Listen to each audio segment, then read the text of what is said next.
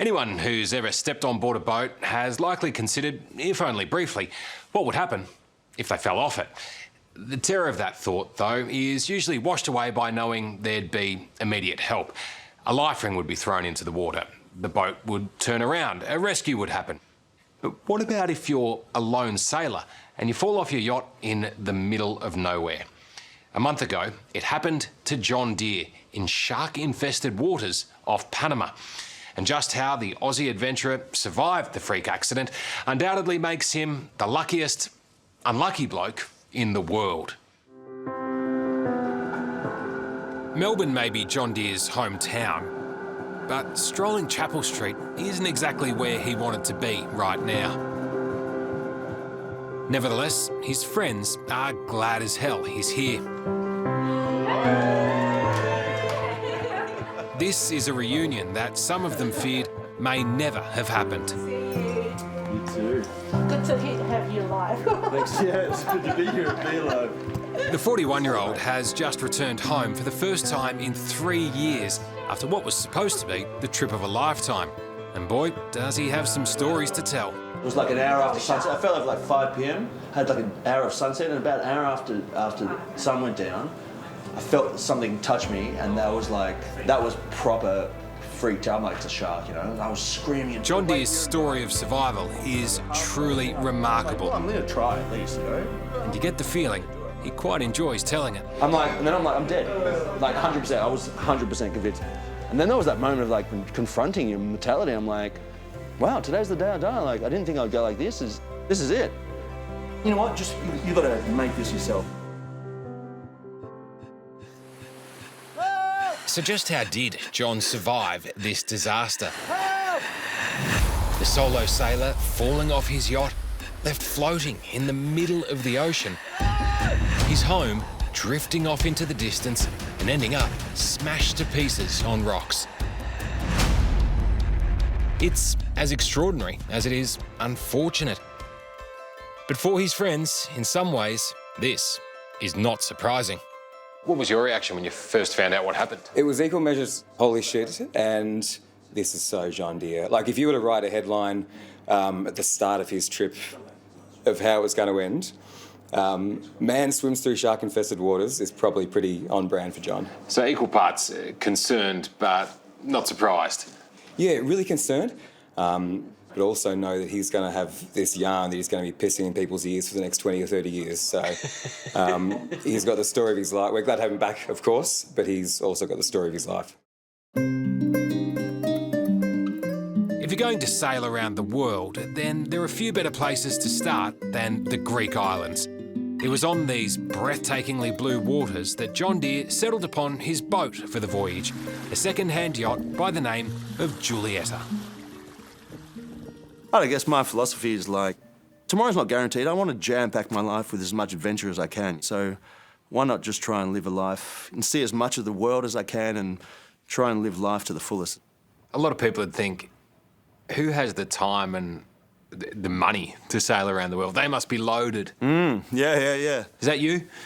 Not at all. No, quite the opposite, actually, yeah. But the beauty of it was like, it was a cheap way to live. I think that was a huge part of the appeal. I think, like, I don't want to get old and look back and go, well, I worked a lot. You know, I'm like, man, life's for living, you know? And on a boat, it was incredible. Like, I travelled for free with the wind. I ate for free from fishing from the ocean. I had solar panels, so I had free electricity.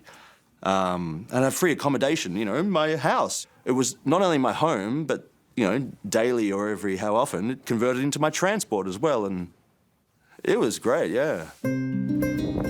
John worked his way very slowly across the Mediterranean, Albania, followed by Italy, then island hopping his way around Spain. It's impossible not to be charmed by the stunning scenery he'd wake up to each day and the simplicity of life at sea. But it certainly had its challenges as well. At times, the conditions were dire, not just for sailing, but for cooking too. And then there was the boredom of being on your own. We'll talk about living the dream. I guess this was you living your dream. 100%. I loved it, man. It was incredible. Yeah. I love to jump into things I have no idea about. I feel alive, you know, like the working out part of things is what appeals to me. So I feel alive in throwing myself in the deep end, pardon the pun. After Europe, John headed down the west coast of Africa before making the potentially perilous journey across the Atlantic Ocean. Having survived that, he thought it would be smooth sailing up to Panama, where he was planning on heading through the canal and turning for Australia. But then, catastrophe struck. His journey literally took a massive misstep as he was casting out a line for food. Yeah, I'd had about 2 hours sleep in the last 30 hours. I just checked my phone and caught this fish. I'm like, wrapped, here we go, we're gonna have a good dinner tonight. And then took it off the line, chucked it in the bucket, filled my bucket up, some salt water, I'll fill it that later. And yeah, just turned around to throw the line back in. I'm like, still got 2 hours left of the passage, might catch another one, Might have come into a place with a lot of fish. And yeah, I went to throw the line out and it happened in a split second, almost in slow motion as well. And yeah, I just put my foot wrong and next minute I'm in the water. I don't want to give you PTSD, mate, but this is the exact same stern as you came off. Exactly the same boat. What happened? This is, just put my foot wrong, I guess. I just slipped. I remember stepping down and my foot slipping out. And next minute I was on my butt and then I was in the water. And John knew instantly his life was on the line. Yeah, that's the part that's so slow-mo. It's like, no. And then underwater and then coming up and watching it go, watching it sail away. And then just off it went into the distance. Yeah. And then down at water level, watching full sails up and watching it motor away, full steam ahead. Only a minute before going overboard, he'd checked his GPS, so knew his exact location, 17 kilometres from land.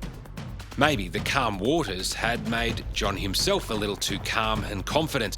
Some might call him relaxed, some might call him reckless. Either way, all of a sudden, he was in too deep. For the first minute, I was like, didn't want to believe, this can't be reality. Am I dreaming? Is this real? I'm like, I can feel the water. I can see my boat. I'm pretty sure that's real. Okay, it is real. I'm like, I'm dead for sure. This is the day I die, 100%. I'm like, that's like 17 Ks. There's no chance. Like, wow. There's gonna be that, that fateful lung full of water is coming. Were you wearing a life jacket? No, I should have had my life jacket, And but I mean, I crossed the Atlantic 19 days alone. I didn't have my life jacket on. I took calculated risks. But this was just bad luck. Just a slip that happened to put me into the water.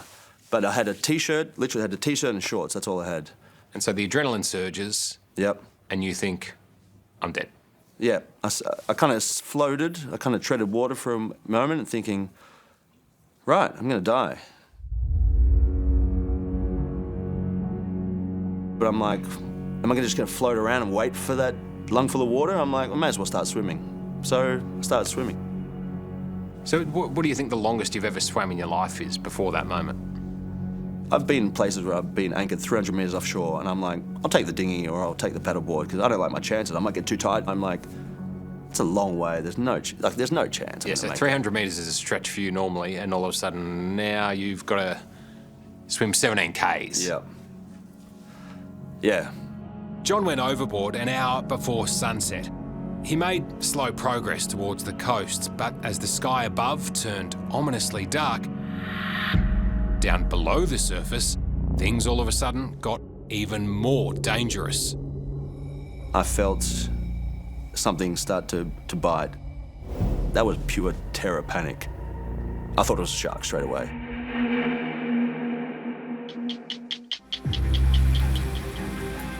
After 3 years sailing halfway around the world, John Deere was living every solo yachtsman's worst nightmare. He'd gone overboard and his boat had sailed off over the horizon. He was 17 kilometres off the coast of Panama, and little did he know it at the time, the nearest town was called Cabo Tiburon. Translation, Cape of Sharks. You did have something nipping at your heels, didn't you? About an hour after the sun went down, I felt something start to bite, and that was the only moment of that was pure terror panic. That was like punching and screaming in the water. I thought it was a shark straight away. Or just throwing haymakers? You're totally, like, screaming underwater, like, get out, you know? But yeah, I think I realised very soon, I'm like, the fatigue me so much. I'm like, well, there's nothing I can do. If it is a shark, there's nothing I can do. I accept my fate, but it's not biting me yet, whatever it is, so I kept swimming. Stars were lighting up the night sky, and John used the direction of the moon for navigation. Slowly but surely, he made progress toward the Panamanian coastline. This is the crazy part. I mean, it was weirdly very serene. You know, once after the initial, okay, I'm dead, all right, I'm gonna have a crack, and started swimming. What's your swimming form like? Are we talking Thorpe with the freestyle? Are you a strong swimmer? I was swimming breaststroke. I did try freestyle a couple of times, but I couldn't see where I was going. I felt more tired actually doing that. I felt like I was expending a lot of energy. So, yeah, I ended up coming to a routine of swimming breaststroke until I was tired enough, and then I would turn on my back and swim backstroke. 17 k's is a damn long way. Do you break it down into little segments as you're going? Yeah, that was something to kind of keep my mind occupied, like doing some sums, like, all right, I've swam a 50-metre swimming pool before, you know, I'm like, all right, every 2 laps is 100 metres. I've got 17 k's, so that's 340 laps, you know. I'm like, I don't know if that's good or bad, but yeah, definitely something to kind of keep my mind occupied. It worked. After 10 hours paddling with the help of strong currents, extraordinarily, the Australian adventurer made it to the temporary safety of the shoreline. As I was climbing up out of the water, that was the first time in 10 hours, is my best guess how long I was swimming, I felt gravity, you know, I felt my weight, because you're kind of weightless in the water. And I remember, you know, the water surging, and I kind of grabbed on, and as the water went down, I'm like, oh, I feel heavy. Nearly slipped climbing up these rocks. I was like, wouldn't that be ironic? I've just swam 17 k's, and then I'm like, you know, knock my head open and die at the last minute, but managed to scramble up these sharp rocks. And that's when I felt, you know, I must have been going on so much adrenaline at that stage that it wore off, and my body just shut me down. So you've made it to the rocks. Such a huge effort to get there, and part of you probably thinks, I'm safe. Yeah. But you're not. Yeah. You got to start all over again. Yeah. I was thinking, oh, okay, let's see what happens when the sun comes up. Maybe there's like a road I can just walk into town. And then the sun came up, and I looked up, and I'm like, that's like impenetrable jungle. Like, even with a machete, you wouldn't have got through it. And then I'm like, okay, I've got to get ready. It's not over yet. Drenched, dehydrated, sitting on a secluded rocky outcrop, John was desperate for help. So when he heard the distant hum of a boat's motor, for some reason, his Australian instincts kicked in. And so I screamed, coo-wee, which is, you know, every Aussie knows. If you're lost in the bush, you do, you know, it's coo-wee. It's such an Aussie iconic thing. So on some outcrop in Panama, there's this bloke yelling coo-wee. Yeah. I gave some coo-wees, and I was in a bad spot, bad spot to be sighted at this stage when the boat went out. And so, you know, I gave my best calls out, and they didn't see me. So I'm like, all right, I need to get up. I need to be more visible. So there are boats. At least I know there's some movement. I've seen one boat. Potentially there's going to be more. John climbed to a higher vantage point and took his T-shirt off, attaching it to a tree branch, hoping to catch the eye of anyone else that sailed by. I'm getting real Tom Hanks in Castaway vibes Yeah, here. totally, yeah. And then a second boat came, you know, I saw them in the distance. I'm like, okay, here we go, you know, I'm up high. And I waved my heart out and waved and cooeyed and yelled out. And they saw me. This is the crazy part. They saw me and waved back and kept going. I'm like, no, stop, you know? This is a bad wave. Yeah. Help. I'm like, what do you think? I'm here on holiday, topless, like there's nothing around. There's no villages or anything. Like, they're like, hey, mate. I'm like, no, stop, you know? An excruciating hour dragged by before another boat came along, and this time, John was determined to make sure they didn't miss him. I gave it my best, you know, I'm in distress here. And then I saw that was a great moment, and they turned, you know, towards me. And that's when, yeah, like I broke into tears. These guys come up, and I'm like, help me, man. Like, I'm just shipwrecked, you know, like. What was the look on their face when they saw you? It was just sort of, this bloke's either crazy or desperate. Totally, yeah. Who is this guy? What is he doing here? What's this, you know, foreigner doing here on the rocks? I'm topless with my flag, just like barefoot, just trying to get a ride back. And I think they saw that desperation in my eyes. They're like, okay, this guy needs help. I'm like, please help me, man. Against the odds, John had survived. He'd been rescued. But as he recovered from his ordeal in Panama City, he was about to face an eerie reminder of just how lucky he'd been. And man, I had a physical reaction. My hair stood up on my arms. The coastline of Panama is spectacular and a destination for many keen sailors like John Deere. The Australian solo yachtsman, unfortunately, spent a lot longer here than he'd planned to after falling off his boat and having to swim 17 kilometres to safety. He knows luck was definitely on his side that night, with favourable currents and warm ocean temperatures. I mean, the part that jumps out at me that I'm like, what? Is the 17 Ks. Like, that is a huge swim. Yeah, and it must have had current with me. Like, there's no... 17 Ks in 10 hours is 1.7 Ks an hour. There's no... I'm no, Olympic swimmer or... Geez, I thought I'm a pretty generally unfit guy. Must have had current. 100% I had current with me, I think, at that speed, which was, so lucky. I mean, how lucky could you be on a number of fronts? You got the current behind you, you got perfectly still water. Yep. It's nice and warm. Yep. And there's no sharks in the Bay of Sharks. Totally, yeah. Interestingly, I prayed. I don't believe in God as such, as in the religious God. I mean, yes, there's an energy, but I prayed to the universe. I put some energy out there. But even then, I think afterwards it was luck. I don't know if that's destiny either. I don't know if I believe in destiny either. But yeah, here I am. John was stranded in Panama for more than a week, waiting for a new passport, given all his worldly possessions had disappeared with his boat when it sailed off into the distance. But he did eventually find various parts of the yacht wrecked along the coastline, smashed to pieces, although somehow the toilet still seemed fine, and an enterprising local had made the most of his outboard motor. Funnily enough, John killed some time over there by watching reruns of 60 Minutes and happened upon one particular story that struck a chord. I was in Panama. I ended up watching a 60 Minutes story about a guy up north in Australia in 1770, and there was a trawler and these guys, and so tragic that 6 of his mates died and his boat overturned. But I'm watching his story, right, and he's explaining it, and my heart's beating out of my chest listening to someone else's story. And then he starts talking about when he was swimming, and man, I had a physical reaction. My hair stood up on my arms, and it was fascinating because it was so similar to my story. Hearing someone else's story was the first time I was able to understand how everyone felt about my story. And I just like a rat, and then I surfaced up out of the water, and I just gave the biggest roar of adrenaline. The man John's talking about is Reuben McDornan, who was on a fishing boat that overturned 9 kilometres off the Queensland coast in 2017. 6 of his mates were trapped on board and lost their lives. But somehow, Reuben escaped. And I thought, do I swim or do I just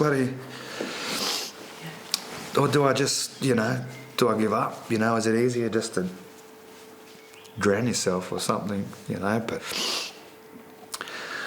it was just, it was hard. The currents actually dragged Reuben further out to sea, but miraculously, he was rescued by a yacht that just happened to sail past him nearly 12 hours after his boat capsized. You spoke about a story you'd watched of a guy who survived a boat overturning in Queensland and how that sort of resonated with you. There's someone I'd like you to meet. Reuben, meet John. Bloody hell, mate. Bloody oath, mate. Really good to meet you, mate. Yeah, man, likewise. Good on you, bro. Holy shit. Good on you, mate. Dude, I was watching your story, man. And I've been watching my hairs were standing up, man. It was surreal. You're a mad bastard, that's for sure. I wouldn't be doing what you're doing. But Not too many people survive being lost at sea. And when John and Reuben meet, it's immediately clear they truly understand each other. They have plenty of notes to compare. And then swimming that distance, and then you talked about the distance, and I'm like, man, like, wow, it was just so similar and specific. I thought. But Ruben is also able to give John some clues about what lies ahead. Like, obviously, it's a lot of years since what you went through. But there's still so many days that you just pinch yourself and go, how am I still alive? Oh, right now, just as soon as I saw and heard about you, like, just yeah, it feels like yesterday. It feels like yesterday. It really does, you know. And have you got any advice for him? yeah, you'll feel, man. You'll find yourself and you'll learn so much about yourself. Man, you are gonna experience a crash too, man. Yeah. And that's gonna be the big challenge, brother. But it's your journey. Yep. And you know, you got to take a positive out of it, man. You got to make that thing the best thing that's ever happened to you. That's how you got to take it on. Life has gone somewhat off course for John Deere, but he's the kind of guy who revels in a detour. For him, it's all about the adventure, and not knowing what's over the horizon is just the way he likes it. People are like, are you going to get another boat or are you going to finish the journey? You know, that's a very obvious question, but I'm not against it. I'm not scared to be on a boat. I've been back on a boat since, or I'm not scared of the water, you know. You sound like you've got unfinished business. Perhaps. I mean, life's short. There's so many other things I want to do.